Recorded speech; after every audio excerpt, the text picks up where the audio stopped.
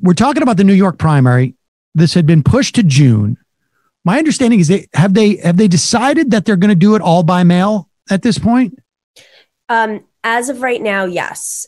The remaining parts of the primary, and it's still not entirely clear.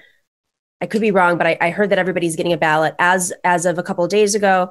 The way that it worked, and I was talking to someone who worked at the Board of Elections, and they didn't even get the up-to-date information. You have to, a few days ago, this was the rule, and just to be safe, I would still do this. If you're planning on voting by mail, you have to go online, print out a form to request a vote by mail ballot, send it in, and then they mail it to wherever you are so that you can vote by mail. That's how it's always worked, frankly. So I don't really know if there's some. But my understanding, is it not the case now that you don't need to justify it? Because it used to be to get a vote by mail like that, absentee ballot, you needed to justify that you were going to be out of the county on the day of the election. I don't know how you would, though, because I printed it out and I looked at it and I just had to say where I was. Well, that's my point, is that you no longer have to justify, because I don't think they want to have an in-person election, but I'm not sure about that. But they could certainly do it all by mail. So the risk associated with having the presidential election primary, in addition to, or actually, I guess putting another name on the ballot is all it is. I mean, they're not going to, is negligible if there is one. But apparently, that's not the reason.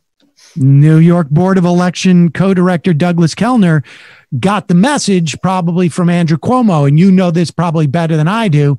And Cuomo said, like, this is my solid for Biden, so I get a little bit extra juice amongst his peeps. Here is this guy announcing that we're not going to do an election. Presidential.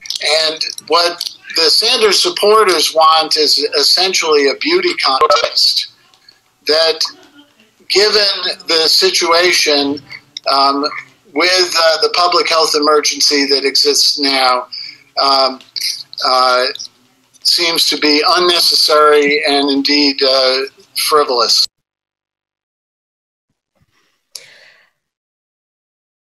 Okay. You ready for it? Yeah. So I know people aren't going to love what I say here, but let me just preface this with the Unity Reform Commission. I was the New York representative. Okay. I was appointed by Bernie as a New York representative, and we had, part of the process was to reform the primary process, because there were states that were not conducting their Democratic primaries, presidential primaries, fairly or properly. And in New York, we have registration dates that are all over the place, not consolidated to one date. And prior to this year, once the Senate changed, we did not have our primary dates. They were all over the place. The assembly races were in September. The congressional federal races were in June. The presidential primary was in April. And so, and why does that exist? Why would they do that? Yeah. So one of the reasons why that happens is people don't know when the election is. And so you get lower turnout. Anytime there's lower turnout, it favors an incumbent. And in a state like New York, we have the second to lowest turnout in the country, just above Louisiana. Yet we are a Democratic-run state, and I'm going to be extremely clear that the Democratic Party, for the most part, the membership is slated and picked by Andrew Cuomo. So this state is, when we say Cuomo's state, it is, there's a Senate, right? There's a Senate leader. There is an assembly leader that's a Democrat. He works more with the Republicans than he works with the kind of centrist Senate leader and the kind of centrist, maybe left-leaning assembly member, same of them.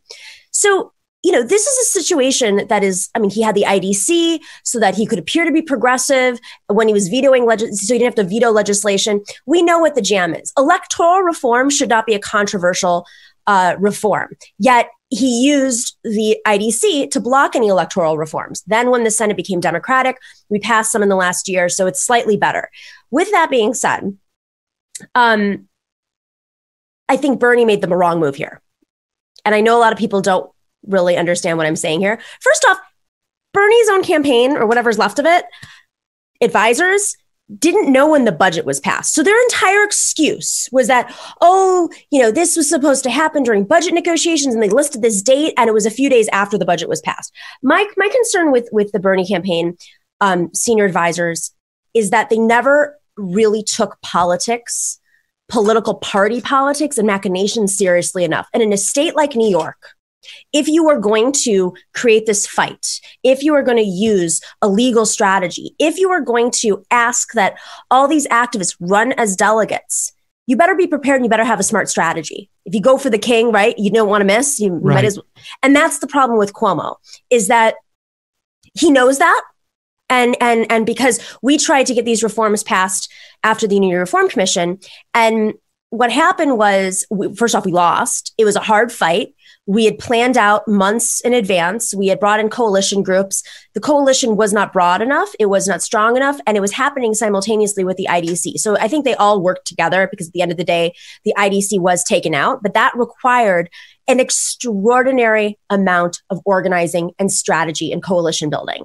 And for something like this to just drop it and say hey, delegates, sue the state board of elections. Hey, delegates, do this. I think it's irresponsible on the part of Bernie to lead activists into the fire, because I've been on I've received that fire, as a lot of other activists in New York have. And I think some people were reluctant to step up and say, I'm going to use this as my opportunity to challenge, when they knew what the end result was going to be.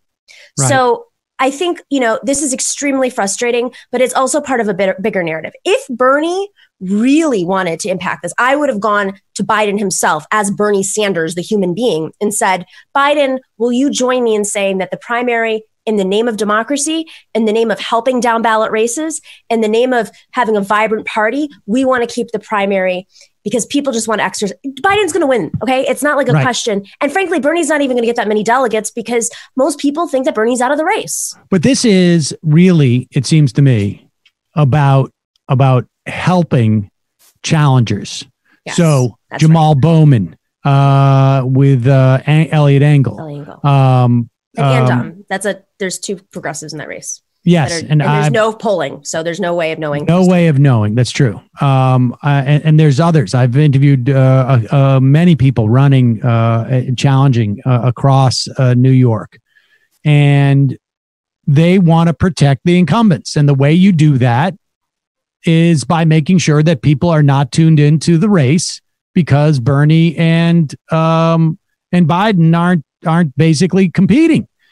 Because that if you're having that a significant percentage of Bernie voters are going to be more inclined to vote for the challenger than the sitting congressperson.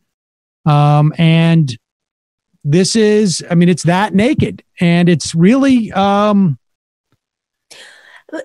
think that's where the bad Bernie should have made it about that, because it's very hard to hide from. He should have made it less about the convention, which I think, again, I'm a reformer of the Democratic Party. The reform's not going to happen at the convention. The reform's going to happen after the convention, during the DNC membership votes.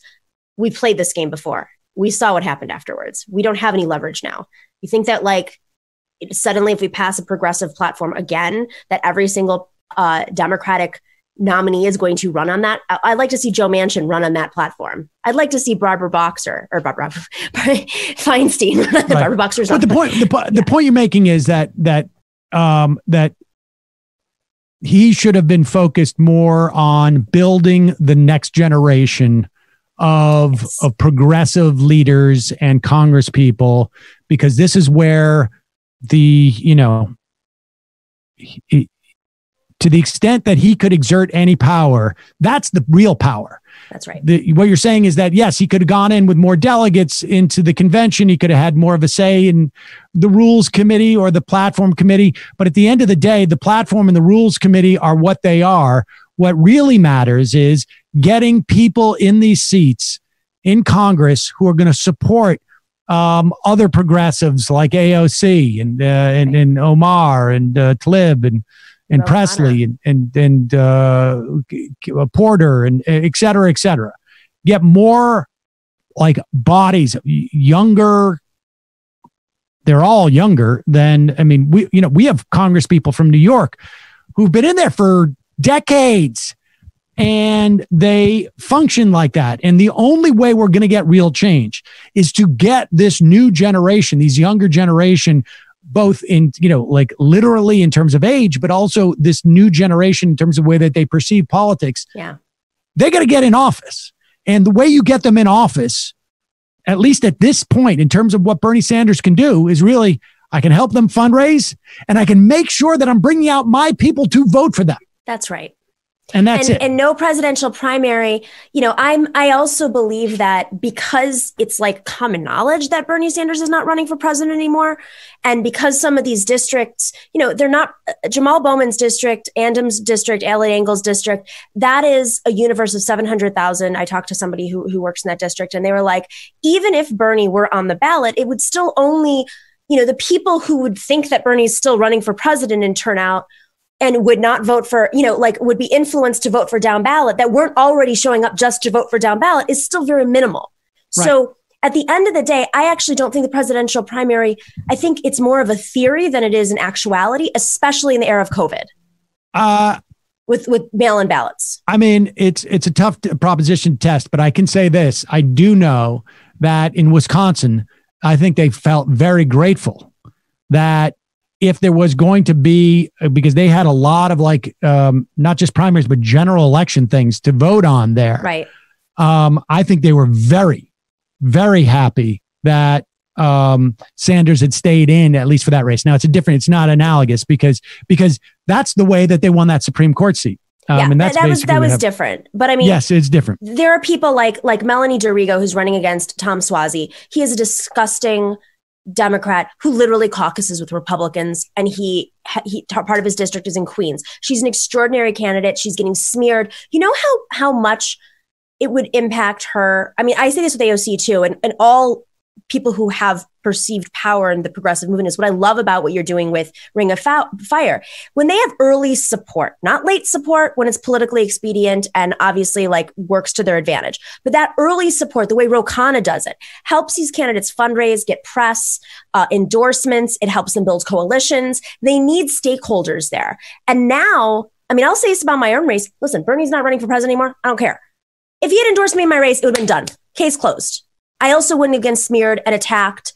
Even if he had picked up the phone and said, stop it, you're dividing the movement, don't attack her anymore.